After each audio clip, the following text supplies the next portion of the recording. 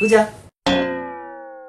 বলছি আমি ধরো যদি পরকিয়া করি, মানে কারোর সাথে যদি আমার একটা সম্পর্ক হয় বিবাহ বহির্ভূত, তুমি কি আমার সাথে থাকবে? হ্যাঁ। মানে তুমি আমাকে ছেড়ে যাবে না? কেন ছেড়ে যাব? আমি তো তোমার বউ না। তাহলে নিশ্চয়ই তুমি খুশি থাকবে না, ভেতরে ভেতরে একটা বুক চাপা কষ্ট নিয়ে বেঁচে থাকবে। না, কিছুই থাকবে না, খুশিই থাকবো। হ্যাঁ হ্যাঁ, ঠিকই বলছি। আমি শেষ নিঃশ্বাস পর্যন্ত তোমার সাথেই থাকবো। আমার আমার শোন, আমার বেবি, আমার পুচু পুচু পুচু পুচু পুচু। যতক্ষণ তোমার মৃত্যু না হয়। দেখো, আমি তোমার বউ হওয়ার সমস্ত দায়িত্ব পালন করব। আর এমনিতেও তো তাড়াতাড়ি মরে যাবে। কেন আমি তাড়াতাড়ি মরে যাব কেন? কারণ এক অন্ধকার রাতে তোমার সাথে একটা ঘটনা ঘটবে। হঠাৎ করে তুমি একদিন গায়েব হয়ে যাবে। কেউ বুঝতেই পারবে না তোমাকে কে মারলো, কেন মারলো, আর কি দিয়ে মারলো। তোমার বাড়ির সবাই ভীষণ কাঁদবে, শুধু আমি বাদে। সিআইডিও বলতে পারবে না খুন কে করেছে, কি দিয়ে করেছে। এমন ভাবে পরিষ্কার করবে তুমি। টেনশন করো না, রিল্যাক্স। তুমি তুমি আমাকে মেরে ফেলবে? না,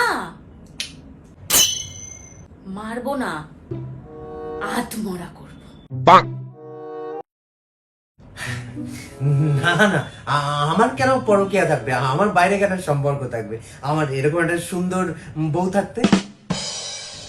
আমার বাইরে কোনো সম্পর্ক নেই।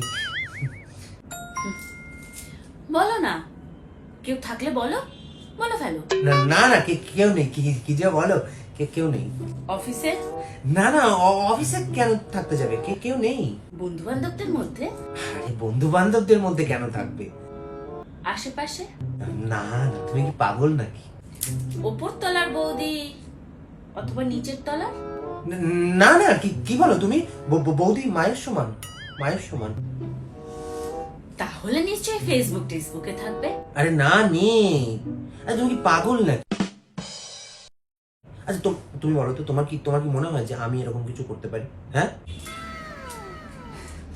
আচ্ছা, তাহলে এবার তুমি একটা কথা বলো আমায়, যদি আমি তোমাকে ধোকা দিই তাহলে তুমি কি করবে? বলো বলো। কি হলো, বলো।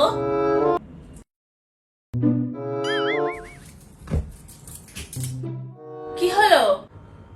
কই কিছু না তো, ফোনটা চার্জ দিচ্ছিলাম। কি? হ্যাঁ, আরে ফোনটা চার্জটা শেষ হয়ে গেছিল, তাই কি করবো বুঝতে পারছিলাম না, তাই টাইম পাস করছিলাম। হ্যাঁ, ফোন চার্জ হয়ে গেছে। আমার যা প্রশ্ন করার ছিল করে ফেলেছি, উত্তরও পেয়ে গেছি। আমি আসি। এই আসি কি? আমার উত্তরটা তো দিয়ে যাও।